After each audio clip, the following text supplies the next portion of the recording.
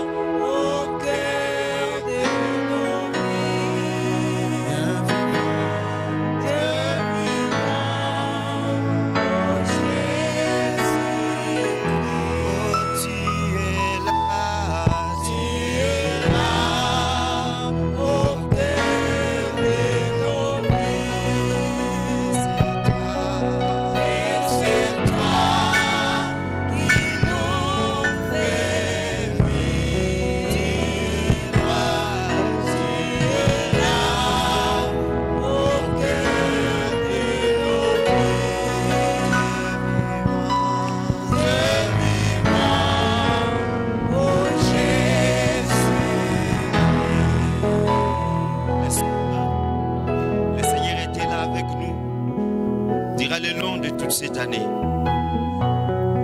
depuis le mois de janvier jusqu'à maintenant, Dieu a été avec toi. Bien que tu as traversé, je suis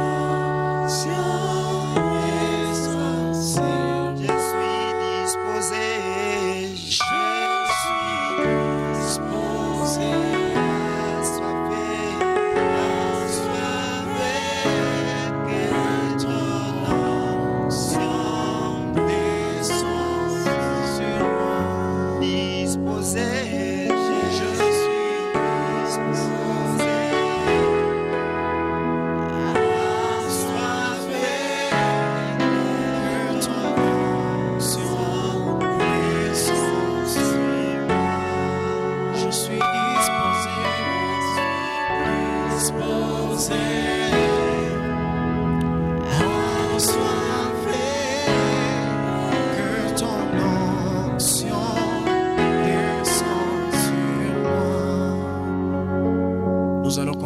les merveilles de Dieu.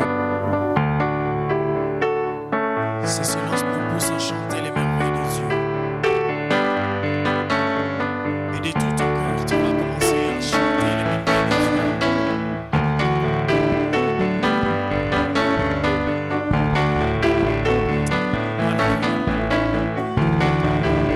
Il a tellement fait dans notre vie. Je chanterai de tout cœur les merveilles de mon papa Yahweh. Il m'a ôté de ténèbres, il m'a délivré de mon péché. Je chanterai de tout cœur les merveilles de mon papa Yahweh. Il m'a ôté de ténèbres, il m'a délivré de tout péché. Je chanterai.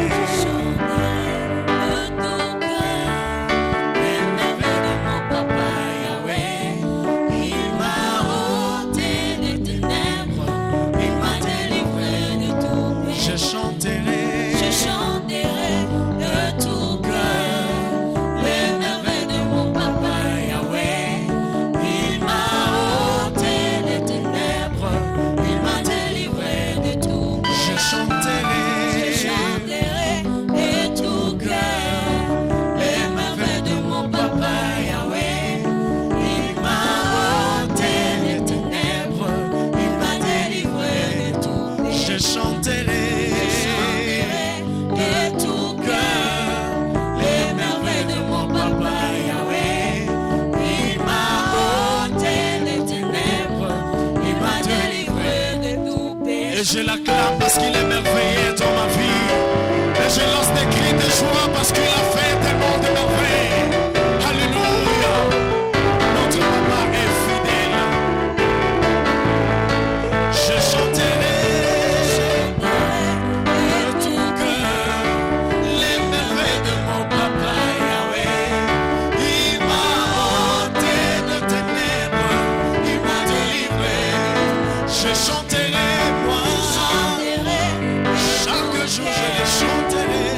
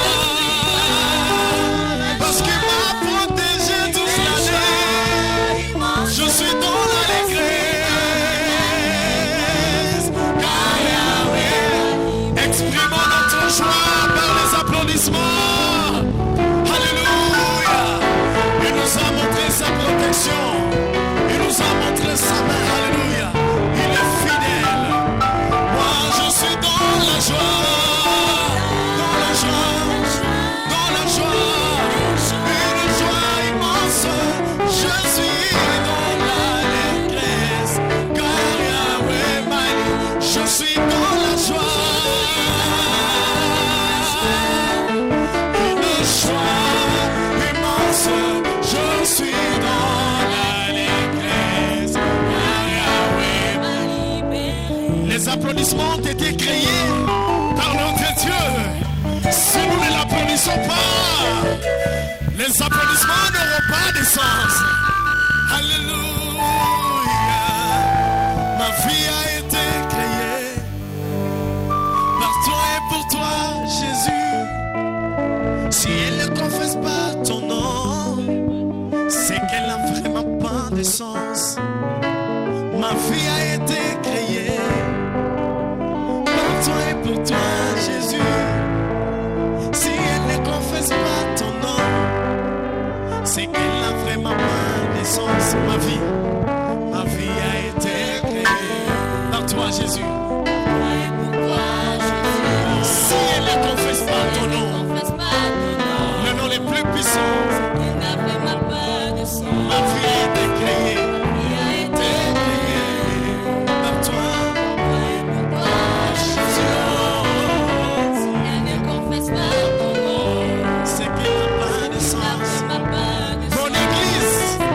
L'église a été créée par toi et pour toi, Jésus.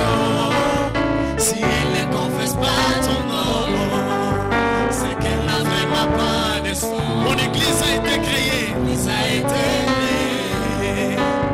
par toi et pour toi, Jésus.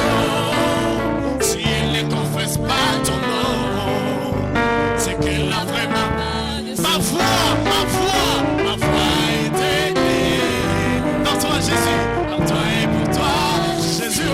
Si elle ne confesse pas ton nom, c'est qu'elle n'a pas vraiment de sens. Alors je chante, Yes, Yes, je chante, Yes, le nom le plus puissant, le nom le plus merveilleux, le nom qui guérit les malades.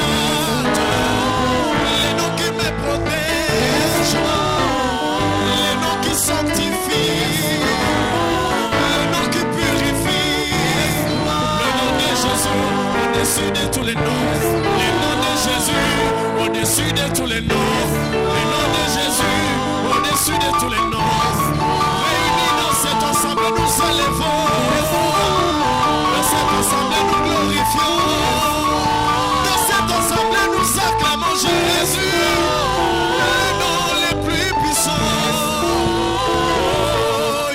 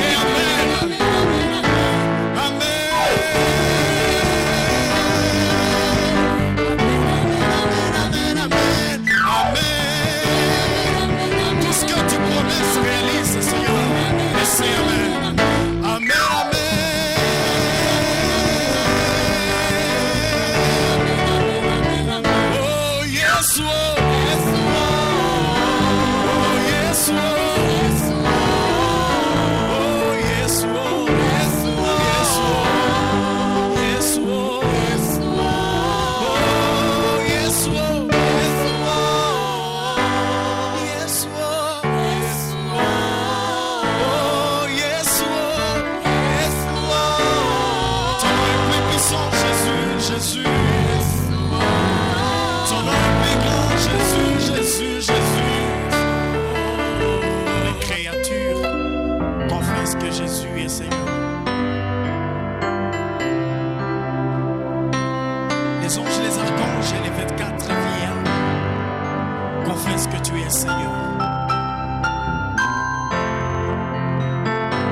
Cette assemblée réunie, nous voulons aussi confesser que tu es Seigneur. Parce que ce que tu fais est au-delà de nos capacités. Ce que tu fais est au-delà de nos attendements. Ce que tu fais est plus grand que nos attendements.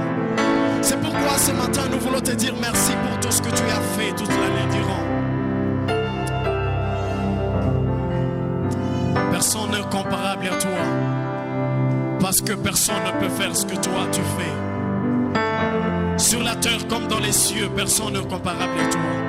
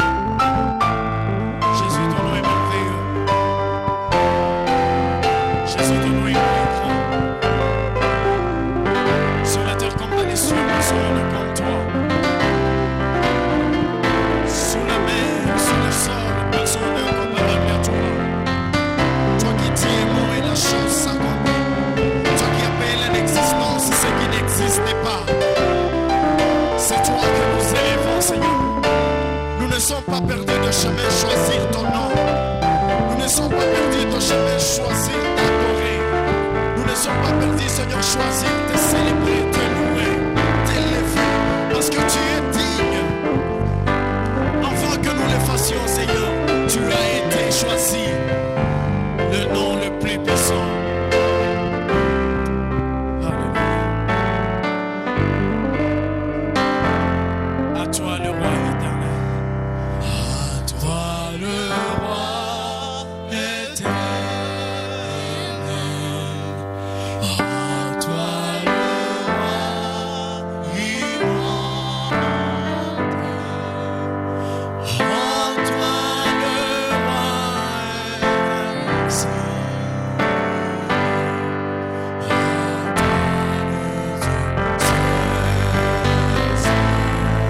toi le Dieu sage. À toi le Dieu sage.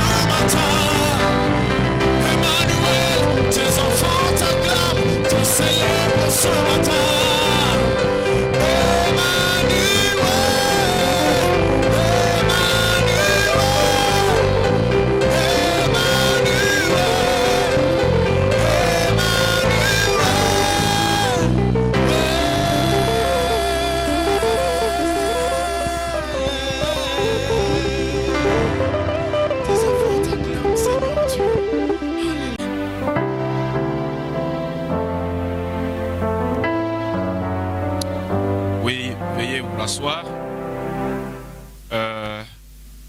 Nous avons un message avant de nous approcher de la table du Seigneur.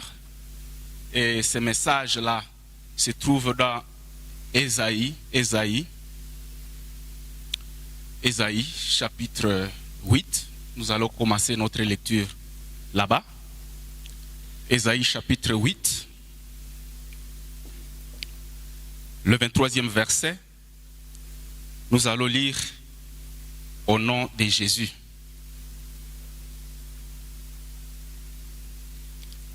Ésaïe, chapitre 8, le 23e verset. Mais les ténèbres ne régneront pas toujours sur la terre, où il y a maintenant des angoisses. Si le temps passé au couvert d'opprobre le pays des Zabulon et le pays de Nephtali, les temps à venir ouvriront de gloire la contrée voisine de la mer, au-delà du Jourdain, les territoires des gentils, ou dans d'autres versions, les territoires des païens. 9, chapitre 9, du 1er au 6e verset. Le peuple qui marchait dans le ténèbre voit une grande lumière. Le peuple qui marchait dans les ténèbres voit une grande lumière sur ceux qui habitaient le pays de l'ombre et de la mort. Une lumière resplendit. Tu rends le peuple nombreux, tu lui accordes de grandes joies. Il se réjouit devant toi comme on se réjouit à la moisson, comme au pouce des cris d'allégresse au partage du butin. Car les jougs qui pesaient sur lui, les bateaux qui frappaient son dos, la verge de celui qui l'opprimait, tu les brises comme à la journée des mendiants. Car toute chaussure qu'on porte dans la mêlée, et tout vêtement guerrier roulé dans le sang, seront livrés aux flammes pour être dévorés par le feu. Car un enfant nous est né, et Fils nous est donné, et la domination reposera sur son épaule. On l'appellera admirable, conseiller, Dieu puissant, Père éternel, Prince de la paix. Amen. Nous pouvons aussi lire une portion des Écritures dans Luc. Luc chapitre 2.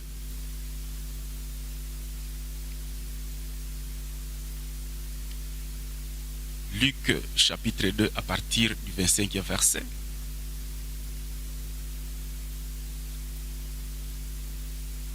Luc chapitre 2, le 25e verset. Et voici, il y avait à Jérusalem un homme appelé Siméon. Cet homme était juste et pieux. Il attendait la consolation d'Israël. Et l'Esprit Saint était sur lui. Il avait été divinement averti par le Saint-Esprit qu'il ne mourrait point avant d'avoir vu le Christ du Seigneur. Il vint au temple poussé par l'Esprit. Et comme les parents apportaient le petit enfant Jésus pour accomplir à son égard ce qu'ordonnait la loi, il le reçut dans ses bras, bénit Dieu et dit, maintenant Seigneur, tu laisses ton serviteur s'en aller en paix, selon ta parole, car mes yeux ont vu ton salut, salut que tu as préparé devant tous les peuples, lumière pour éclairer les nations et gloire d'Israël, ton peuple. Acclamons la parole de Dieu. Un message qui répercute, un message qui touche, un message qui dit tout. Mais bien aimé, le message de ce matin, je l'ai intitulé « La venue de Jésus-Christ est une bonne nouvelle ». La venue de Jésus est une bonne nouvelle qui annonce la vie et la paix. La première venue de Jésus n'était pas un fait de hasard. Elle avait été annoncée bien avant, bien longtemps avant même sa naissance. Et cette naissance a été annoncée par les prophètes, principalement le prophète Ésaïe. Il avait été annoncé comme le sauveur du monde, la lumière qui vient éclairer ceux qui vivent dans les ténèbres, comme un Dieu puissant, Père éternel. Oui, Père éternel, parce que Jésus est le Père de ceux qui ont cru à lui. Comme le Prince de la paix. Et même dans Ésaïe chapitre 7, le 14e verset, il avait été même annoncé comme cet enfant qui naîtrait d'une femme vierge et qu'on appellerait Emmanuel, qui signifie Dieu avec nous. Dieu avec nous dans l'adversité. Dieu avec nous dans les combats. Les combats que nous soutenons tous les jours, mes frères et mes sœurs, les combats spirituels. Jésus a été annoncé comme le Dieu qui serait avec nous. Si nous pouvons même lire dans Ésaïe chapitre 8, le verset 8. Oui, j'ai dit Ésaïe 8. À partir du 9e verset, nous pouvons lire là-bas. Poussez des cris de guerre, peuple, et vous serez brisés. Prêtez l'oreille, vous tous qui habitez au loin. Préparez-vous au combat, et vous serez brisés. Formez des projets, et ils seront anéantis. Donnez des ordres, et ils seront sans effet, car Dieu est avec nous. Et quelque part ailleurs, même dans Ésaïe 54, le 17 verset, il est écrit que toute arme forgée contre nous sera sans effet. Ce sont de belles paroles que nous prononçons, mes frères et mes sœurs. Mais ici, observez bien, parce que Dieu est avec nous. Et l'histoire raconte que dans Ésaïe 7, il y a eu un royaume au sud qu'on appelait Juda. et les 10 tribus du nord, qu'on appelle communément Ephraïm, avec le roi Pérak. Mais aussi à côté, il y avait un autre pays qui dérangeait le peuple de Dieu, c'était la Syrie, avec le roi Rétim. Alors, il fut un moment où les deux rois, donc le roi d'Ephraïm et le roi d'Israël, sont montés justement contre Juda. Juda qui était dirigé à l'époque par Akaz, un roi méchant, le fils de Jotam.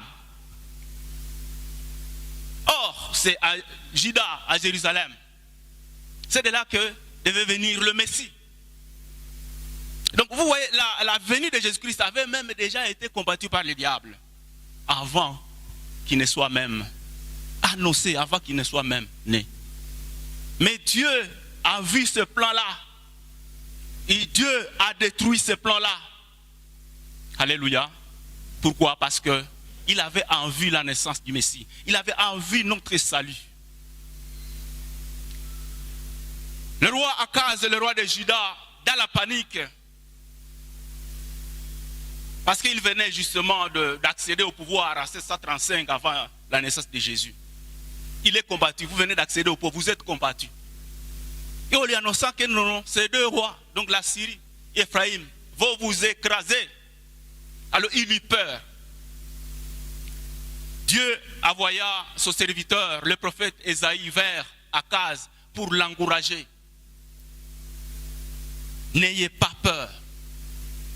Ne soyez pas dans la crainte. Je vais m'occuper de ces deux-là, de ces ennemis-là, qu'il appela des tisons fumants ou des queues fumantes.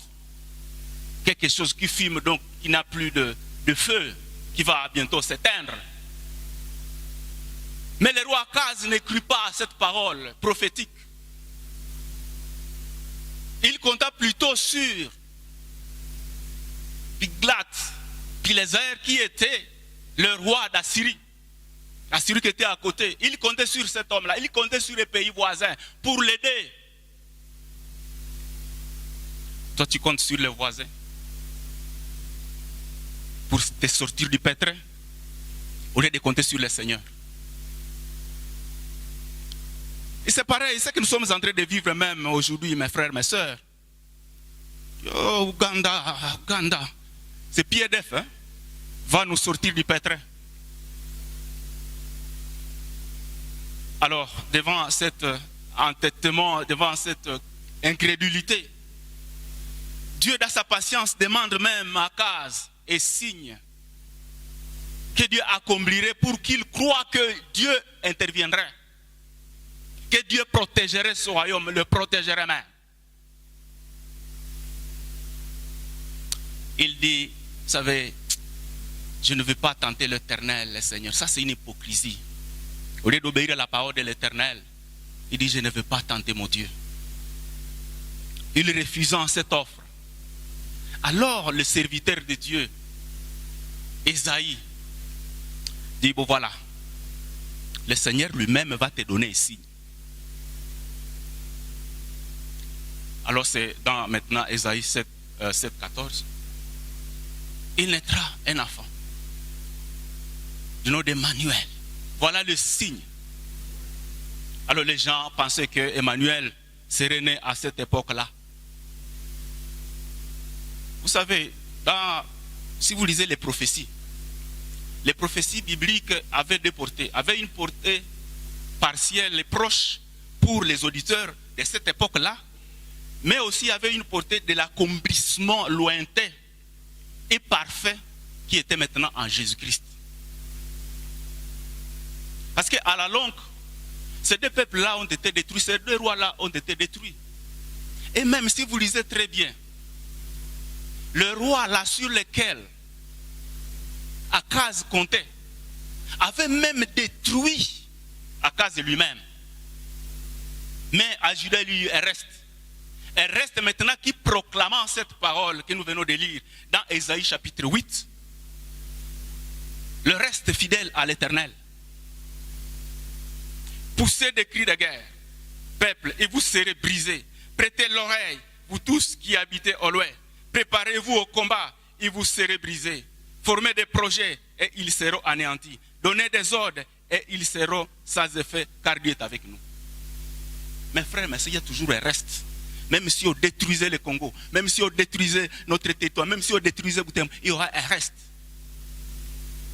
Mais un reste qui va s'élever parce que le Seigneur est avec eux.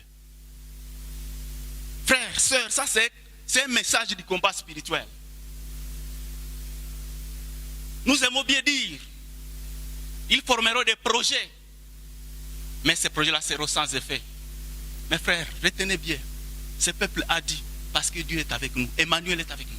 Parce que c'était la ville d'Emmanuel, justement. Est-ce que vous pouvez dire, vous formerez des projets, vous dites à vos ennemis, vous formerez des projets, ils seront sans effet. Attention avec ces choses. Vous savez, l'ultime objectif du diable, lorsqu'il combat l'homme, c'est de les détruire, c'est de les tuer. Ça, vous devez savoir. Parce qu'il vient pour détruire. C'est ça l'ultime objectif, détruire l'homme. Au rapport Kabounia, il y avait une dame qui a joué avec ces choses. Il a blagué avec un sorcier du quartier. Il a essayé de l'intimider. Mais n'ayant rien en elle, mais n'ayant comme vie Jésus, il n'avait pas Jésus. Il dit, tu vas voir, tu vas mourir. La femme a dit, sans effet, sans effet. Frère, c'est devenu un slogan, sans effet. Mais cette dame-là est morte. Celle qui avait dit sans effet, elle est morte. Donc il y a la condition que Dieu soit d'abord avec vous pour affronter le diable. Il ne faut pas déranger les cas adverses. Hein. Si vous n'êtes pas outillé, si vous ne connaissez pas votre position à Jésus-Christ, mes frères, mes soeurs. Alléluia. Mais nous avons Emmanuel, Dieu est avec nous. Dans les combats, il est avec nous. Dans l'adversité, il est avec nous. Qu'il neige, qu'il pleuve, le Seigneur est avec nous. Il y a beaucoup de choses à dire là-dessus, mes frères, mes soeurs. Donc je disais que la naissance de Jésus a été annoncée comme ce Dieu-là qui vient sauver son peuple. Ce Dieu-là qui est puissant. Dieu avec nous, Emmanuel. Emmanuel, Dieu avec nous. Et là où Dieu est là où Dieu est, là où Dieu est glorifié, là, il y a son esprit. Là, il y a la vie. Là, il y a la paix. Là, il y a le salut. Quiconque annonce Christ, annonce la paix, annonce le salut, annonce la joie, annonce le triomphe sur le mal, sur le péché, sur le diable. Jésus est venu pour solutionner nos problèmes, mes frères et mes sœurs, dans la vie de l'homme. Parsemé par toutes sortes de problèmes et de ténèbres. Mais la Bible dit, les ténèbres ne régneront pas toujours. Alléluia. Dites Amen. Ah. Vous êtes dans la lumière, gloire à Dieu. Mais cette lumière est combattue. C'est pourquoi vous devez dire Amen. Les ténèbres ne régneront pas pour toujours, mes frères, mes sœurs. Et les ténèbres pour ce peuple, c'était justement cette captivité, cette calamité, cette souffrance qui avait été infligée par ce peuple, par l'évasion de l'Assyrien. Donc le territoire des Zabylons, il est pays de Naphtali. Vous savez, il y avait certains territoires qu'on appelait même pays. Alors, ce territoire était touché par l'évasion assyrienne. Et Dieu a utilisé la Syrie comme un moyen pour punir Ephraïm et pour punir Israël. Pour être à la fin, il a aussi été détruit. Vous savez, Dieu est compliqué. Il peut utiliser un ennemi Il utilise l'ennemi pour te corriger, mais à ce tour, l'ennemi sera aussi corrigé par Dieu. C'est comme ça que Dieu travaille. Les ténèbres, c'était la captivité, mes frères. Quelles sont vos ténèbres? On dit que le peuple qui marchait dans les ténèbres, est-ce que vous marchez dans les ténèbres? Vous savez, les ténèbres ici, c'est un aspect. Mais dans la vie, peut-être dans votre vie, dans votre famille, dans votre foyer, il y a un type de ténèbres que vous vivez. Ça peut être le péché. C'est autant de ténèbres. Vous savez, les ténèbres est le contraire de la lumière. Et ces peuples qui vivaient dans les ténèbres, qui vivaient dans la souffrance, dans la captivité, a eu un message que voici, la lumière arrive. Et lorsqu'on annonce Jésus, quiconque saisit cette lumière marche dans la lumière. Vous savez, la parole de Dieu est annoncée, mais il y en a qui la rejettent. On dit que le pays des Zabulon et le pays de Naphtali étaient couverts de ténèbres. Mais l'état à venir couvrira de gloire la contrée voisine de la mer au-delà du Jourdain, du territoire des païens. La lumière est promise. Et Jésus est venu comme lumière, je le répète encore, pour éclairer ceux qui marchent dans les ténèbres. Quelqu'un qui marche dans les ténèbres, mes frères et mes sœurs, ne manque pas de tomber. Quelqu'un qui marche dans les ténèbres ne voit pas les trous devant lui. Il ne voit pas même le piège de l'ennemi. Et quand vous n'avez pas reçu ce Jésus, quand vous n'avez pas ce Jésus, vous n'avez pas la lumière en vous. Vous marchez dans les ténèbres. C'est pourquoi vous verrez, Liangou Katena, c'était plus fort que moi. Est-ce que la lumière a éclairé votre attendement, votre âme et votre marche? Voilà les conséquences de marcher dans les ténèbres. Mais la bonne nouvelle nous est annoncée.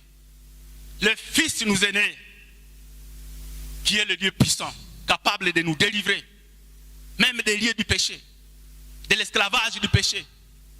Vous savez, mes frères, il y a cet esclavage-là, où vous ne pouvez pas passer une semaine, ou même un jour, sans désobéir à la loi de l'Éternel. Moi vraiment, je ne peux pas faire une année. Non, avec ce corps, vous n'avez pas la lumière à vous. Vous n'avez pas la lumière à vous. Parce que la Bible dit dans Ésaïe 53 que nous sommes perdus chacun dans sa voie. Et dans Jean 14, 6, Jésus-Christ lui-même dit, je suis la vie, la vérité et le chemin. Nul ne vient au Père que par moi. Mes frères, mes sœurs, Jésus est venu aussi nous apporter la vie. Il est le prince de la vie.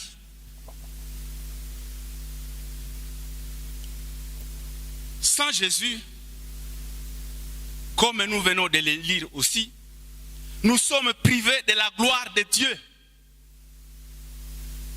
Une église dont l'enseignement ne repose pas sur Christ, dont l'adoration ne repose pas sur Christ, dont la louange ne repose, dont les motivations des membres et des serviteurs ne reposent pas sur Christ, là il n'y a pas la gloire de Dieu.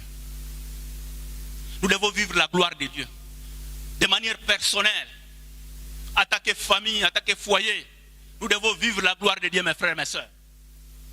Mais ce qui combat cette gloire, c'est la vie du péché. La Bible dit dans Romains 3, 23, tous au péché ils ont été privés de la gloire de Dieu.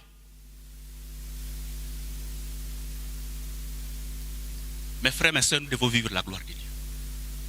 Parce que Jésus avec nous, non, c'est la gloire. C'est la gloire. Et dans Actes chapitre 3, au 15e verset, Pierre et Jean se rendent au temple. Je parle maintenant de la presse, du prince plutôt de la vie, qui est Jésus. Qui amène la gloire dans la vie. Qui amène la gloire dans une famille. Qui amène la gloire dans une église. Ils arrivent, il y avait un boité là, de naissance. Vous connaissez le miracle qui avait été opéré là-bas. Pierre et Jean disent, nous n'avons rien. Mais ce que nous avons, nous allons te donner. Mais combien les serviteurs d'aujourd'hui, on sait que ces serviteurs-là n'avaient pas. Ils n'avaient pas l'argent. Mais il manque ce qu'ils avaient. Et qui est primordial, mes frères et mes soeurs, dans l'œuvre du Seigneur. Au nom de Jésus, lève-toi et marche. Et notre serviteur disait, bon, le monde a évolué, mes frères, mes soeurs. Parce qu'un homme comme Pierre et Jean n'avait rien. Ce n'est pas normal. Comment un serviteur peut se promener sans argent? Mais nous, aujourd'hui, quand même, avec les offrandes, les dîmes, nous sommes différents de ces serviteurs-là.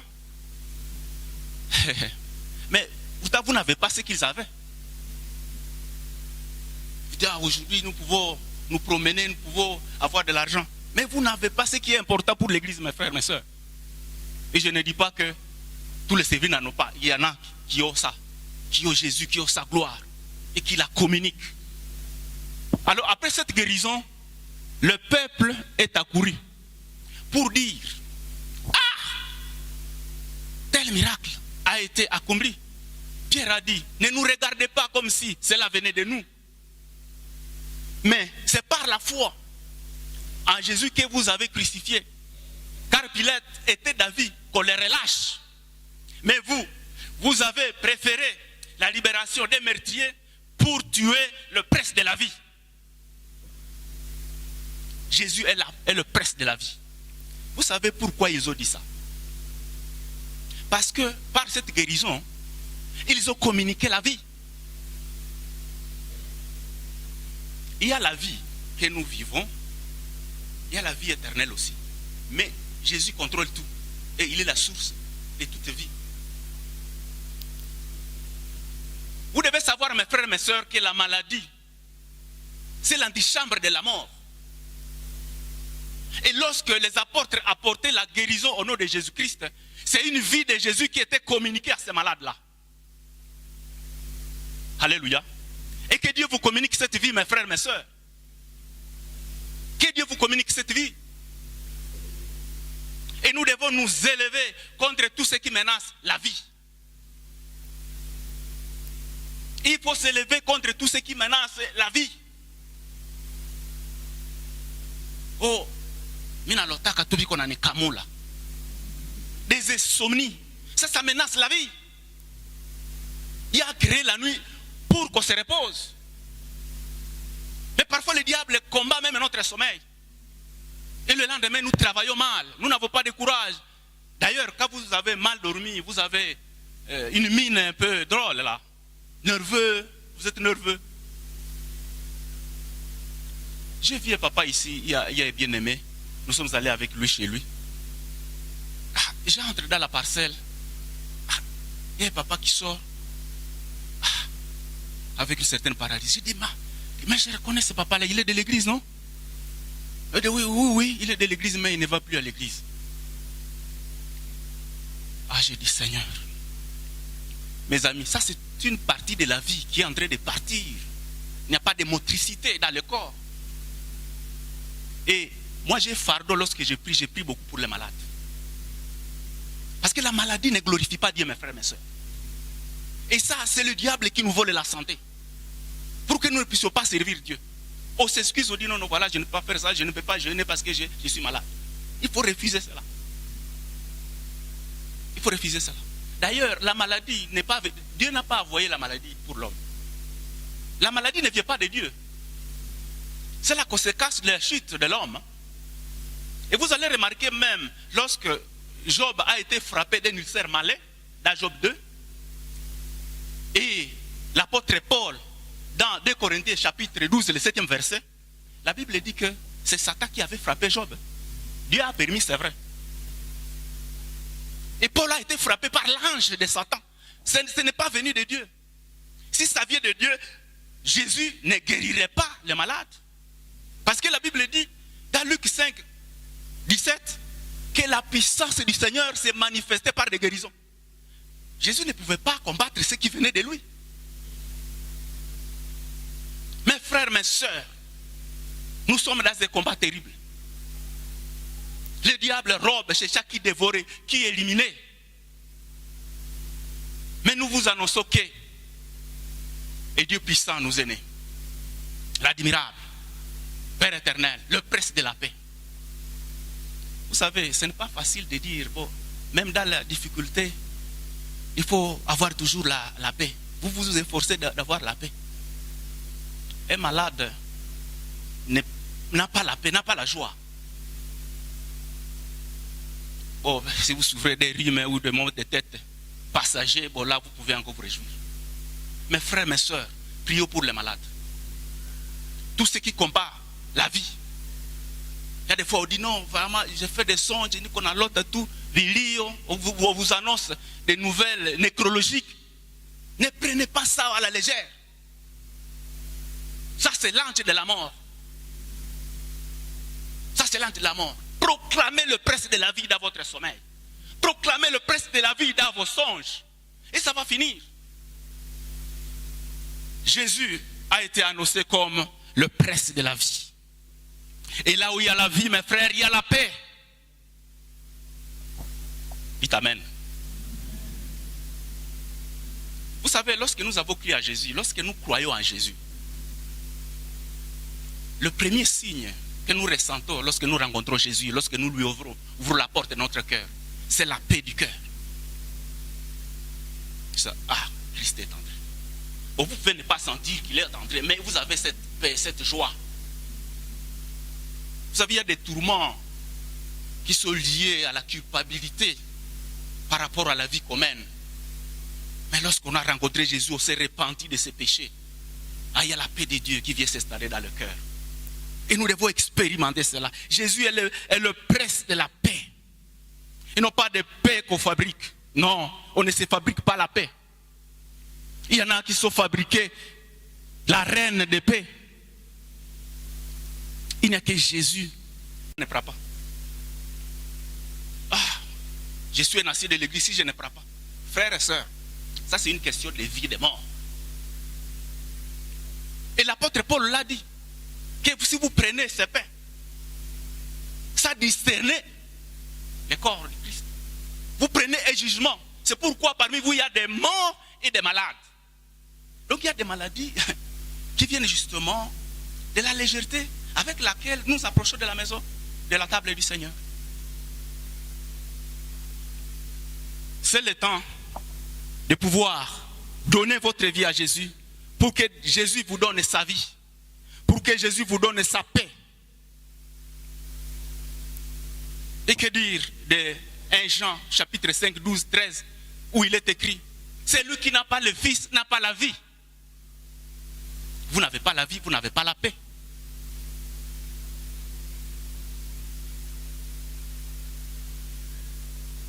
Mes frères, mes sœurs, n'écoutez jamais les gens qui disent, vous dites qu'il n'y a que Jésus qui est la vie, il n'y a que Jésus qui est le chemin. Alors les musulmans qui ne croient pas à Jésus. Donc, batapotéak. Moi j'ai dit, celui qui n'a pas le Fils n'a pas la vie. Celui qui a le Fils a la vie. Il faut être catégorique. Il faut être catégorique, mes frères, mes sœurs. Parce que je vous assure qu'avant même l'enlèvement, avant le retour de Jésus, il faut que cet évangile soit annoncé même aux musulmans. Vous savez, mes frères et mes sœurs, il y a un serviteur de Dieu qui s'appelle Mohamed Sanogo.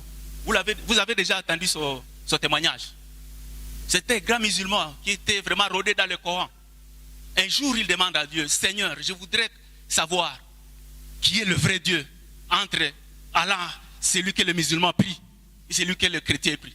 Qui est le vrai Dieu? Il a entendu une voix. Sanogo, c'est un grand serviteur, un évangéliste ivoirien. Il a entendu la voix qui dit, suis le Christ. Suis le Christ. Il n'a pas dit, va chez les protestants, mais il a dit, suis le Christ. Donc mes frères, mes sœurs, Dieu est en train aussi de se révéler aux musulmans. Par la grâce de Dieu, j'ai déjà amené à Christ un musulman. Il ne faut pas avoir peur d'eux. Bon, ça c'est un témoignage que je ne peux pas raconter ici. Mais Dieu va nous juger sur base de ce que nous avons attendu de lui. sur base de ce que nous avons attendu de Jésus. Si le musulman qui n'a pas attendu parler de Jésus, qui n'a pas attendu parler du Sauveur, meurt, Dieu sait comment il va les juger. Il va les juger par exemple par sa conscience, parce qu'il y a une loi que Dieu a mis en nous. Vous pouvez lire ça dans Romains 2. Mais nous, à nous qui avons été annoncé le Christ, qui est le prince de la vie, qui est le prince de la paix, si l'ennemi nous détruit, si nous continuons à marcher dans les ténèbres, frère, nous faisons exprès. Nous faisons exprès. Dans Jean 6, 37, j'ai encore 5 minutes parce que nous devons préparer la table. Jean 6, 37, nous allons lire là-bas. Mes frères, mes sœurs, l'annonce de Jésus, c'est une bonne nouvelle. C'est une bonne nouvelle. Lorsque vous annoncez Christ, c'est une bonne nouvelle. Vous devez avoir la joie. Comme la ville de Samarie, dans laquelle Philippe descendait pour prêcher le Christ. La Bible dit dans Acte 8:8 que toute la ville était dans la joie parce qu'il annonçait la parole, il annonçait Christ. Alléluia. Mais aujourd'hui, nous avons des chrétiens, sa joie, sa paix, sa vie. Et ils se réclament de Jésus. Non, non. Jean 6, nous allons lire là. 37.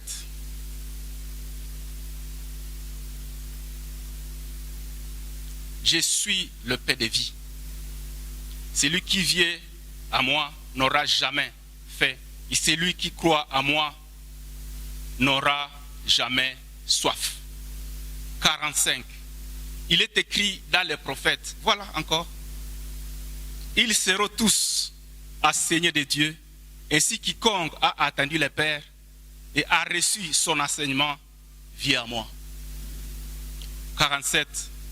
En vérité, je vous l'ai dit, celui qui croit à moi a la vie éternelle. Nous allons finir par Luc 2 parce que j'ai annoncé ça dès le début de ce message. Il y a eu un homme pieux, craignant Dieu, du nom de Siméon.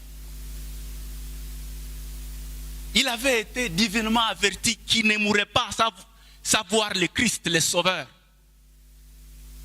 Quelle grâce! Mourir sans voir, sans rencontrer le Christ, le Sauveur. Parce que mes frères, mes soeurs, ceux qui sont morts là-bas, à Béni, au restaurant, on était dans la joie de Noël. C'était à 19h50. Bon, il faut apprendre aussi à rentrer tôt aussi. Hein. Ouf, une bombe explose. Franchement, il faut rentrer tôt. Les temps sont mauvais. Et Dieu nous a appelés aussi à la prudence. Hein. 7 morts, ici blessés à l'hôpital. Et parmi les 6 blessés, il y aura des morts. Mes frères, mes soeurs, c'est douloureux.